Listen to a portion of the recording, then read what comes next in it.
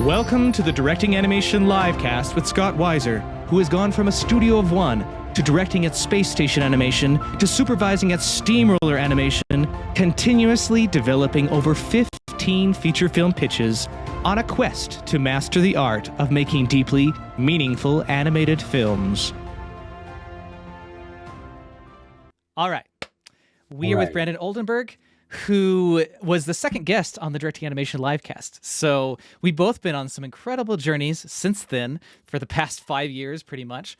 And back in the day, when I first had him on, we were celebrating the fact that he had co-founded Moonbot. He had won an Oscar for the fantastic flying books of Mr. Morris Lessmore.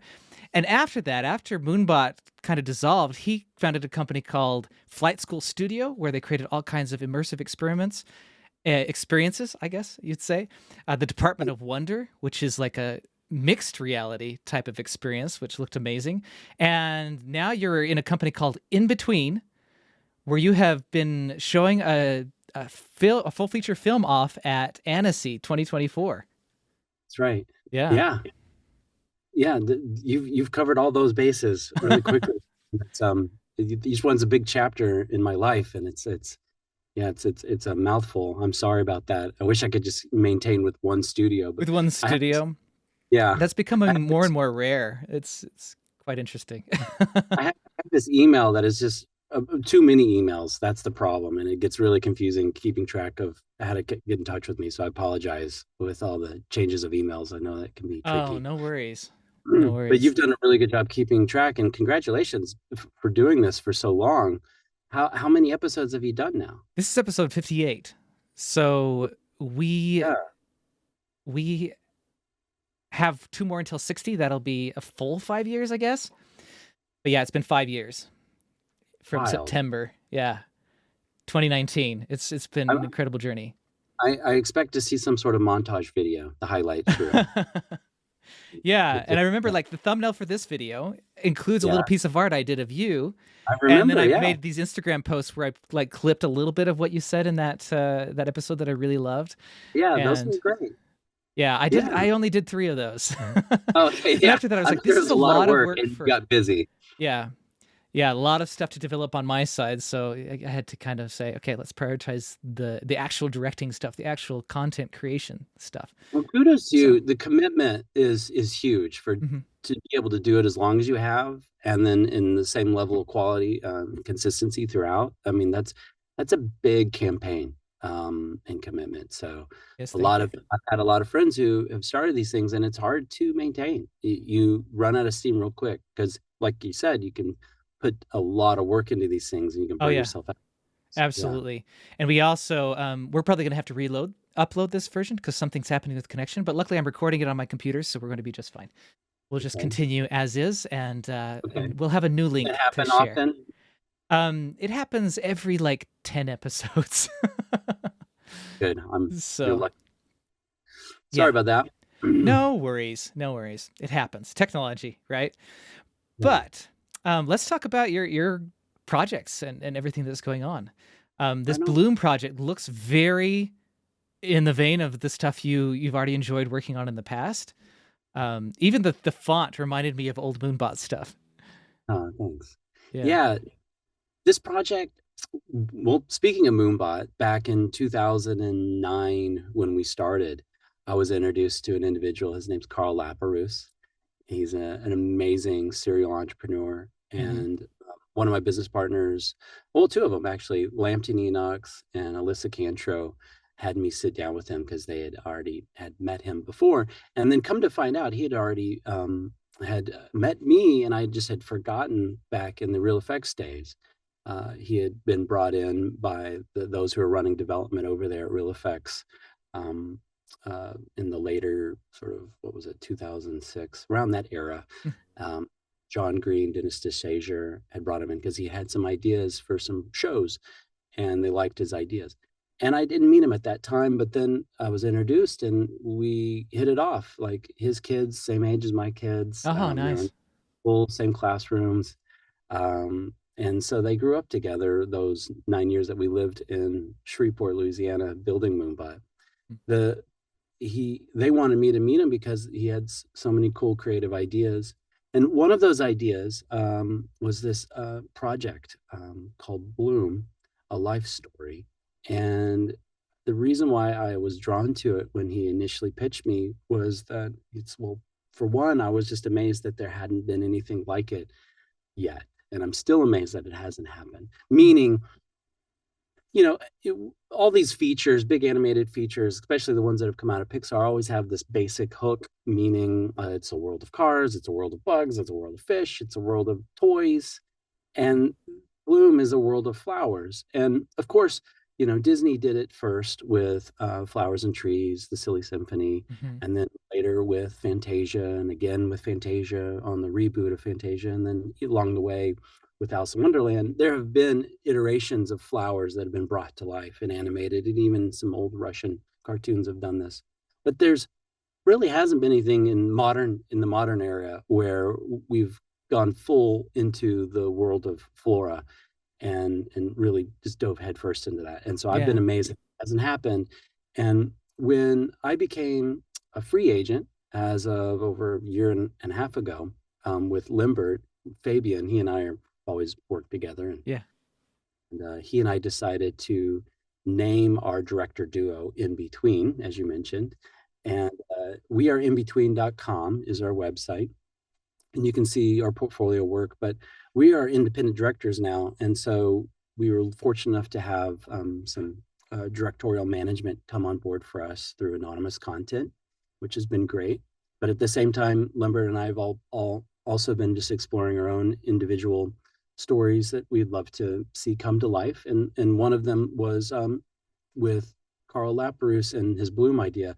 Basically, at Moonbot, we weren't able to do anything with Bloom. We were too busy doing, and the studio was designed to do our own original content. So we weren't taking in outsiders' concepts. Oh, interesting. Okay. So I always had told Carl, I said, well, when I become independent, and if this is still something you haven't exploited yet, I would love to figure out a way to do this. And so when I did become independent, I called Carl up, and it just happened to be serendipitous timing in a lot of ways. He had just had gone through some major changes in his life and his business, and had sold, and also had been dealing with a lot of death in his family and friends. He had like 4 funerals in the last month when I called him, and we hadn't spoken in a long time. And so this story, Bloom, deals with death, and it deals with a main character who's going through a big life change. It's a coming of age story about a girl who's in her early teen years. And she just so happens to discover she has a magical gift for seeing and communicating with flowers. But yeah, so and now that you're getting into the story, do you want to share that pitch deck? Way, yeah, that's how we've come to this moment. The development of this film. Amazing. Did you want to show a bit of that pitch deck that you were showing me before? Yeah, I can show you some of the early art that we've done. Okay. Share screen. I think that's a button I push here. Yep. Yeah, there. So you had mentioned Annecy, and when we started to dive headfirst into this project a little over a year ago, we were working with just a basic synopsis, and I like to work quickly. And so I laid out a roadmap with some major milestones broken out sort of seasonally, with the end goal for year 1 to be able to make our way to Annecy and to start to mark some territory and generate some conversation. And so the big milestones leading up to Annecy, which just, wrapped last month, were, obviously story, which is an ongoing process. Yes. So we do dive head first and start the screenwriting process, and all of us get on the same page with an outline, and then go through some iterations on the story. At a certain point, you need to, because it's an animated film, work in tandem with art. And so I'd done a deep dive into reference. I like to, I think, and maybe you're picking up on this from our time at Moonbot, and sort of a style, is that, there's always a sort of a foot in the past. There's always a little bit of a retro thing happening, because, you want to, at least I can only speak for myself, but like, I want to know where we're coming from. And I just love some of this vintage artwork where people flowers going back to Victorian paper art to how things were, even inspired in the video game Cuphead, just to see these sort of vintage elements come through in the inspiration for what is going to inform the look of Bloom. But at the same time, starting to tackle the big questions when it comes to like, okay, if you're going to make an animated movie about flowers, there's two big questions that come up from a design standpoint, which are you going to do a collar or are you going to do a crown? And there's so much wonderful diversity in flowers and in the world of botany. You don't want to limit yourself, but at the same time, you need to think about like what does it mean to bloom, and what does it mean to lose your petals, and where's the true life force in your character, and is it the bulb, is it the stem? So many fun questions to be asked while we're designing, but also informing the storytelling. What Carl, my story partner on this, had brought to the table is like, well, plants are this perfect metaphor for life. There's so many these punny sort of catchphrases we're all so familiar with from our entire lives. Is like, well, a good family is a family with strong roots. There's a time in your life when you bloom. There's just so many of these little metaphors related to growing in our lives with flowers that's just inevitably is going to inform character design and how our characters evolve in our storytelling.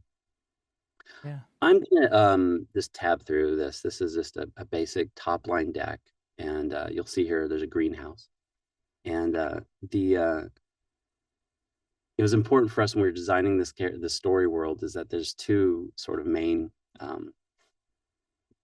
components to the story. These two sort of societies. There are the wildflowers, and there are those who live in the greenhouse. And it's almost like there's like Beverly Hills and Bel Air, and then there's the rest of us who live in the slums or the suburbs. And so defining that sort of difference between flowers who are more like free loving and wildflower like versus those who are really well maintained and perfect and are all about beauty.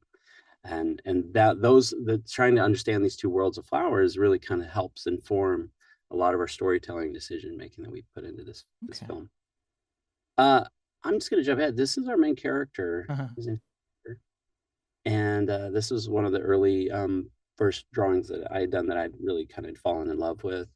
And he's a common plant, and he also has petals, and these petals will emerge through his change in the story. And also, he's our only plant that we've decided to do sort of that are fruit bearing or plants, because that's a whole other universe for a sequel that we're not going to get into. Oh, but interesting.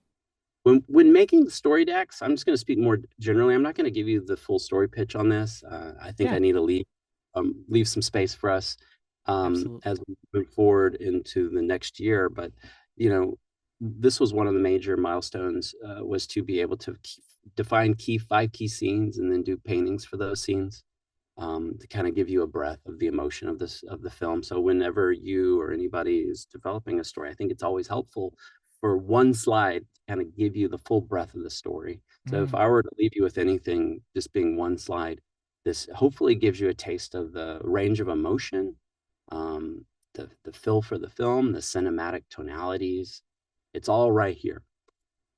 Awesome. Of course, having spent those years in Louisiana, you kind of fall in love with the culture. And my partner on this, Carl, is from South Louisiana, Houma, which is a tiny little town outside of New Orleans.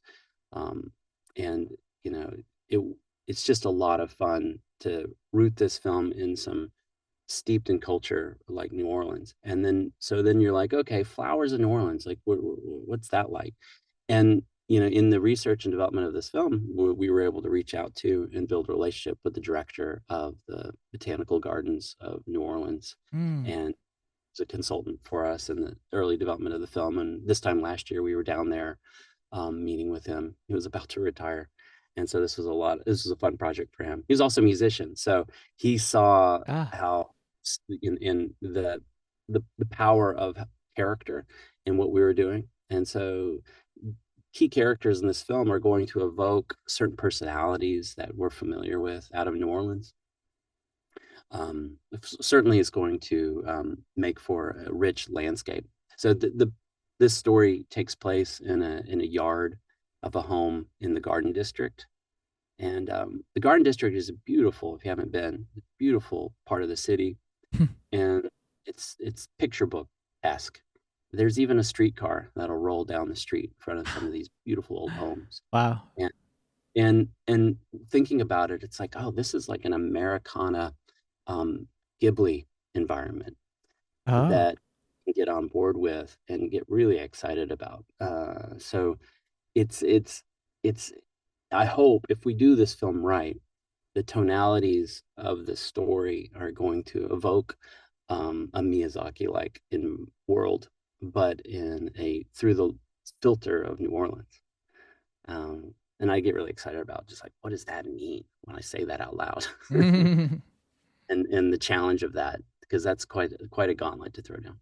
Yes. Um, there are characters in this story. They're human, of course. You gotta have humans, and you gotta have the flower world. But our main character is this girl Olivia, and she's spending the next school year with her aunt and uncle.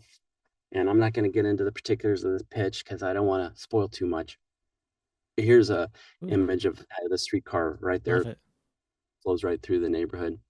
You know, another thing about I'm sorry, I'm just talking. I'm Go just ahead. rambling. Yeah. But this was an important thing for me emotionally to get attached to this story. Like any story, especially if someone's coming to pitch you the story, you've got to find something in it that you can claim your own and emotionally connect to. And the theme of life and death in this story, I could relate to, especially for the main protagonist being 13. I was going through a difficult time in my life when I was 13. I was losing my mom to cancer, and in this story we tackle uh, this grieving process, and everybody grieves a little differently. And there, this is an ongoing thing throughout the story that's very subtle. And it's funny. My wife, when she heard about what I was working on and the kind of the themes we were dealing with in the story, she's like, why why is it you animators always have to kill the mom? And it's like, well, some of the best animated food movies do this. I'm sorry, but like in for this film are Bambi and Finding Nemo and My Neighbor Totoro. I mean, all deal with in one way or another dealing with a sick parent or a loss of a parent, and at a certain point in this sort of the journey of the main characters. Life. Yeah, and it is interesting kind of make that observation, but she already was rubbed the wrong way from Lost Ollie, which came out, gosh, was it 2 years ago this August? Um, and that limited series on Netflix that we had developed for those 10 years at Moonbot and sold to Netflix was dealing, yeah, at the end of the day, with a child dealing with the grief process of losing a parent. Hmm. Um, Wow. and she's like, "You're doing it again." Is there blood running down her forehead in this image?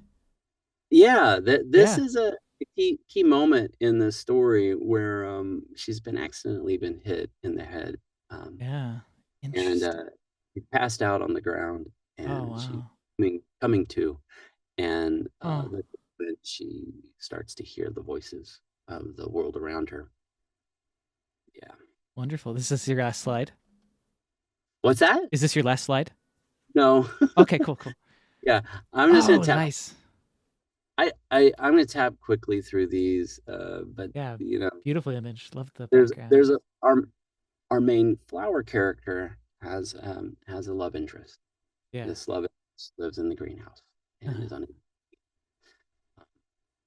There's also the greenhouse and its HOA, for lack of, is pretty stringent and not good. Yeah. And there's one slide I'm realizing in here that's going to be a bit of a spoiler on design, but I'll just stop before that one because I don't want to give away anything on the Yeah, don't main do bit. that. Yeah, yeah. But this is a good image for understanding our world. And you know, animated features can get really expensive. Mhm. And what I liked about this film was wanting, well, I could see us being able to make what what normal people would expect as like a very expensive film but pull it off in a bootstrapped way, but still make it feel like a big budgeted film. Mhm. And it's just the story so self-contained. It's all happening in this yard, the Mhm. majority of this. There's a little bit happens off campus, if you will, but there's the two sort of worlds. There's the garden and then there's the greenhouse. And then there's where the humans live. And it's all right there. Yeah, I'll stop right there. I think that's enough to show on the art side.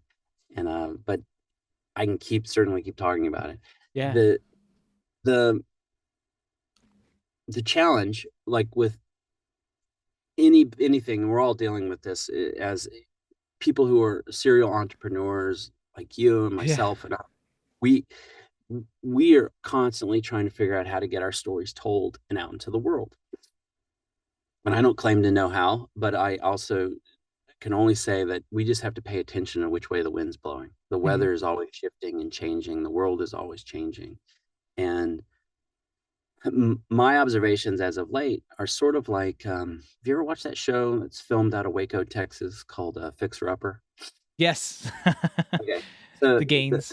yeah, and being a Texan, I feel really connected. But and also my daughter, both my girls love going down there and visiting and seeing their whole empire they've built out of the city. But Waco, as a kid growing up, was just not much of a town, if anything. It was a college town for Baylor, but that was about it, and um, not that great. Mhm. And but there was so much potential, and that's what I believe Chip and Joanna saw in that Yeah, town that's great. potential.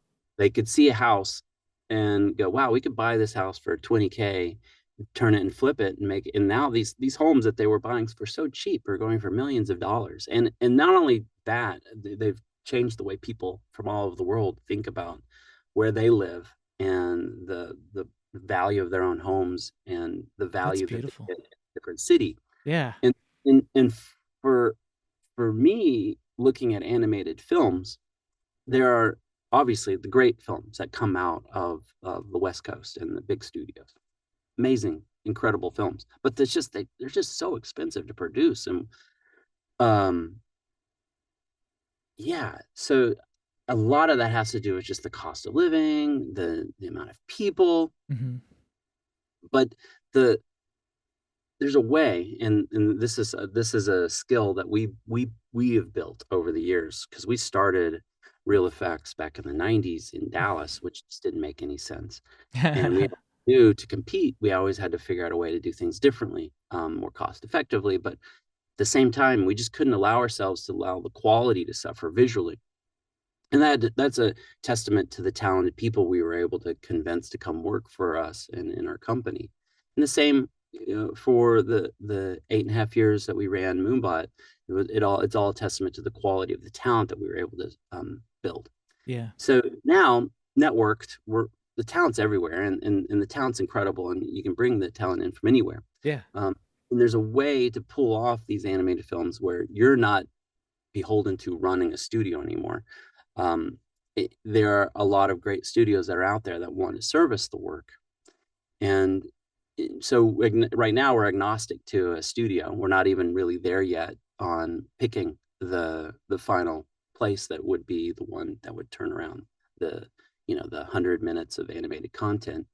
But what we do see is the ability to drive and maintain a level of quality. And this artwork that you see here is a combination of some artists and out of uh, Brazen Studio in Oh, Dallas. nice. And Brazen, and there's two studios, Dallas and Fort Worth, Red Productions in Fort Worth, Brazen in Dallas, that are places where myself and Limbert are on the director roster for just any sort of commercial work if there's something that comes about.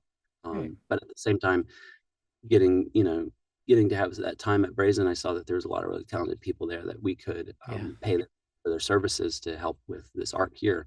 So I would do some initial sketches and then work with the artist there. And this is what we produced over about a month's worth of time to support the narrative and where we're going narratively. We built this deck and we used it as a way to sort of crack open the conversation with people who may be interested while we were visiting Annecy. And it's definitely generated a lot of great combo. And obviously you saw the little bit that I shared online and you want to talk. It's great. But like back to that metaphor of Waco, it's like you see these animated movies that are just sort of like, well, I've never heard of this film. How is it getting made? And it's on the little screen here on the airplane I'm writing, and I've never heard of this movie, but here it is. And maybe it doesn't have the best story, maybe it doesn't have the best art, but why is that is the question. And maybe that has to do with just the leadership. But people are getting movies made, and they're getting them made for a lower number. And so that's where I think we're seeing this potential. When I say we, Carl and a few others, we see that this is like our fixer-upper opportunity in this. Great. If that metaphor is working or not. So we're going to have a go. And I would love to do a follow-up interview with you a year from now to see if we actually are moving along like we hope. But that is the catalyst in the new path, I think, for those who want to maintain control over narrative and maintain the control over quality and to get their stories published and distributed. Because going the route of just a straight up streaming service, you give so much away. Yeah, you and do. We're trying, and also you could get buried. It's hard. I don't know about you, but it's hard for me to watch movies that get made by big studios, like, for example, ILM, Ultraman, for example, with Netflix, and it doesn't go to the theaters. What? I know. This film is made for the big screen, and it doesn't go to theaters. It's shocking, and we constantly hear every day that theaters are struggling and they need more content. But I understand that it's hard and expensive to get the distribution, and so, like I said, I don't claim to know much, and this is a huge learning process. Learning about international distribution, pre-sales, and we're just now learning more about kind of what it means to make the movie and get it distributed just within the United States. This is exciting, and the little bit demystifying process that we're going through right now, just to understand how this is working. So you're getting me kind of here in the front lines, learning as we go, kind of this process. We're actually in a very similar position. Yeah. Okay. So please tell me, what are you doing? Well, right as I think it was about a year after I started the live cast, I popped out an animatic for a musical feature film called The Insingable Song. And I started throwing that around the industry, sending that to people. And this project nearly got funding a couple times. And anywhere I went, like I went and directed at Spacestation Animation, as you saw in the intro. And, he's this big YouTuber, and I thought, well, maybe he has the connections to make this happen. They had 12 companies that were kind of this little ecosphere of stuff for YouTubers. But very quickly I saw that wasn't the place to do it either, and pitched it multiple times to Angel Studios. So I saw the Brazen stuff, almost had Brian Ingram on the show. It didn't quite line up, so we'll have him eventually. And learned a lot from that process. The tricky thing is that even though the engagement was high, there is a little bit of a contingency with that audience. Like, where's Jesus is the question that I got a lot in the feedback from the audience there. So my project is obviously different than what they're used to seeing. And so just yesterday I had lunch with somebody who wants to help me raise the funding. He's from outside of the industry. He's more in the investment. He ran a hedge fund for years. He's like in that arena. And so we're putting together a plan, revamping the pitch deck that we originally used. And we're gonna throw it out there because we've got a full read through of the script. The first 8 minutes are animatic with music and everything. So really exciting exciting time for that. And yeah, that was the conversation. The funding and the distribution of the big things. Steamroller is a company that is also trying to do the same thing, like cut the cost down, still take care of the artists, but keep the costs of everything low by using, just different artistic choices that just aren't as expensive, Right. And Yeah. Spice Frontier is going to be coming out, I think, in May 2025, that I've been animating on as well there. And you'll see like this really nice amount of quality. Fortnite and Lego and everything else. Oh yeah, like I've been supervising on Lego Fortnite. I'm now going to move to Fortnite, in leadership Okay. and help expand the team over there. And yeah, lots of stuff going on. It's really exciting. Yeah. Yeah, but obviously this is your passion and your love, and so you got to keep, what pays the bills going, and what also your, your your big dream and your aspirations. You got to keep them both spinning. Yes, absolutely. Absolutely. And Yeah. it can be really tough. It sounds like you've got a good path there. Would love to stay in touch and learn more about how that's working out for you. Well, I imagine we'll both learn things the other needs to know. Absolutely. Yeah. Yeah. Yeah. We when we started on Bloom, like I said, there were like these big milestones. One was obviously on the financial side to establish the LLC, called Terrarium Productions, and then for Bloom specifically, Bloom LLC. Mm-hmm. And so, the big wish and the big aspiration here is it's not just one film. If this works out, if this process and if these new roads we're paving are starting to show like promise, then it's about also what's next. You got to be ready for what's next, and that's the question. And so it's important to have in tandem your other original ideas starting to percolate and brew as you start to move into what looks like a fully, baked reel. You need to be thinking about what's next, because yeah, absolutely. all this hard work to make a movie, it's sort of a shame that, you've built these roads and you're not going to drive down them again. Yeah. So hard to build those roads. It is hard. Yeah. When I first interviewed you, I think I had met Vanishing Ink that's up here. I see it. I had that Kickstarted book. I had Layers, the short film, which I had tried to kickstart, didn't quite found a grant to get that done. And then I think Cirque du Solitude was just teased on my website. And now there are 15 feature film pitches on there. So these are part of the 1 through 5. It's prolific. It's amazing. Yeah. So yeah, there's definitely an eye on like what's next. And also, going through that process, of like, that I saw you always doing at Moonbot, where you were continually creating thing after thing after thing, and the quality always went higher, and the quality of the storytelling and how you presented things, there was this progression. And seeing that, I thought, yeah, I've got to create that. I'm sure you remember, like at Weber State, I created my own little Moonbot where I was like, let's just create thing after thing. And that process, that's where mastery comes in. That's where you start to develop those skills that will create the ultimately great content that you'll someday create. Right on. Yeah. And Miyazaki didn't create like his first original film until 50. That's when he directed his. Yeah, and I'm 51 at the moment, so perfect timing. We all bloom at different, like I'm used bloom, to nice. at different times in our lives.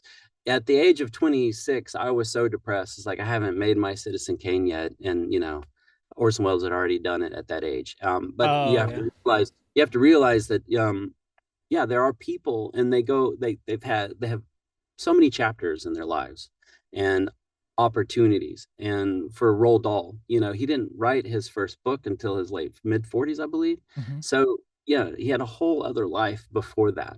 And so for anybody out there, hopefully this is inspiring. I think it's like we just got to keep persevering, and we have to be patient sometimes with the journey that we're on. We have our own journeys, and they're all different, and you can't compare it to anyone else. No. You have to realize you're on your journey, and it's informing your larger narrative. And at the end of the day, there is a bigger story, and it's about how you get it made. That to me is probably the most compelling story, is how you pull this off, this dream, this vision that you have in your head. Just figuring out how to pull that vision off is the most compelling story. Yeah. Well, and you have Vincent van Gogh, who never really saw there's several, but he just popped to my mind as somebody who never really saw his success, right? But he loved the journey. He was like passionate about color. He also had some things that, That's mental true. struggles that Sure, that sure. kind of impeded him. But I'm always thinking about that with several artists, not just Vincent. But this Right. this idea of like just enjoy every step of the process. Like my dream is to make the film, and I'm doing it. Like I've Yeah. got I have an to remind animatic, I've myself got a too. read through. Right? Yeah. I have to remind myself of that too to make sure I'm Yeah. enjoying the process. And it's all about surrounding yourselves with friends who have the personalities that will always kick you in the butt and remind you to have fun. Yeah. Absolutely. Absolutely. So, what are things that you've learned from? Because you like Moonbot. This is 3 companies later, right? Right. What are some things you've learned through that process that inspiring? Well, there's a word that we like to use internally called loam. And just to stay on the plant metaphor, loam is a word for rich soil. Oh, And that soil is full of dead insects and bugs and goop and all sorts of organic matter that has lived and died multiple times. That the richest soil, right? And yeah, I think you have to think about all these failures are all informing the choices you make now because you're living to breathe another day. And yeah, so you have to realize that, yeah, everything that you've gone through up to this moment is informing your decision making and your choices for the future. yeah, And so we're fortunate to be, able to dust ourselves up, stand up again, and try something else a little differently with yeah, all the the, the knowledge. Hopefully, I call it knowledge. I'm not gonna call it. I'm not gonna say that we're wise, but the things that we've learned along the way. Hopefully, you've learned something and you're applying it. And now you make your decision making for the future. And yeah, part of studios and understanding the balance between art and commerce, but also witnessing and observing development over all these years, development that goes well and development that goes poorly. It's all about accountability. It's all about timelines. It's all about maintaining a sense of momentum. When something's not right, you can feel it, and you shouldn't stagnate and spin your wheels. You got to have something else to switch gears into, yeah, and let something sit for a bit. right, You, if it's not working, then you need to be honest with yourself and your team. And I've seen in the past where it's just like it's not working, but we keep spinning our wheels, and months yeah, go by, year goes by, 2 years go by, all that money, you know. So yeah, yeah, don't want that to happen ever again. right. On the flip side, like I know that I don't know the nitty gritty, but from an outsider looking at your journey, I haven't seen. I view failure in a different way though now than when I first interviewed you, right? But I see a lot of just creative exploration, and your family hasn't starved. You've been able to support them. Like you've Yeah. you've been able to support your lifestyle as well, and so that's good. We're still making a living as artists, and that is something to be very grateful for. You know, So good. So good. and failures aren't really failures; it's just opportunities to learn, right? Thank you for saying that. Yeah, it's exactly right. Yeah, absolutely. So, okay. So the first time I had you on the show, we had the Get Wiser moment. And back then, the question was, what responsibility does a filmmaker owe to the world culture? And generally, my guest said something to do with like truth. Tell the truth. It's got to be truth. It's got to have meaning. It was either truth or meaning, right? And Wow, no so the pressure. Get Wiser moment is now. And this question hasn't tired. So it's been 4 years of this question, and I get insights that are amazing every time. And that is, if my goal is to get the highest potency of truth into a story, what approach would you recommend? To get the highest potency of truth. Mm-hmm. The and the last part of that question was how to get the highest What's the potency of approach? Yeah. with approach. Well, when telling a story, I kind of mentioned it earlier.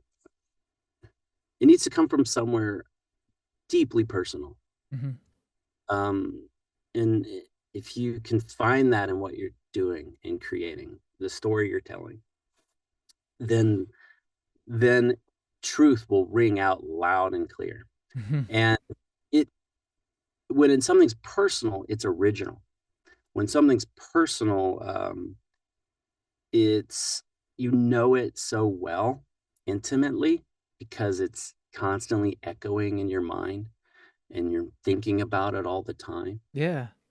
You've been dealing with it psychologically, and it's manifesting itself even physically in your life in some ways. And so whether it's a trauma or an amazing, beautiful moment in your life, though all those things inform your personal experience. And if you can weave that into the DNA of the story you're telling, even if it's a Talking Flower movie, I think, because I've seen it happen in other stories we've told in the past, that even though it hasn't been done before, or we haven't seen that on screen before, where a lot of, let's say, people may have reservations about because, well, we don't know if this is tried and true. It's a harder thing to hedge your bets on because we haven't seen this before, but it's true. And you reach your audience in a very emotional way that way. And it's fresh. Yeah. Because it's coming from your voice. Yeah. And your experience. I love that. That's great. And that's to me, I think it's naturally genuine. It's just like your handwriting. Yeah. I love that. Excellent. Okay. Well, thank you so much for coming on the show again. I know you have another call soon, so we'll wrap this up. Thank you for accommodating that other time frame. Sorry. My pleasure. My pleasure. Yeah, I definitely want to have these conversations, and we'll continue the conversation throughout the years. So, all right. Yes, we will. Follow Brandon Oldenburg in the links that I provide in the show notes. And until next time, I hope we all get a little wiser. Thank you for watching the Directing Animation Livecast, hosted by Scott Weiser, audio version edited by Kiera Horowitz, copyright Scott Weiser LLC 2024. Don't forget to subscribe and ring that notification bell.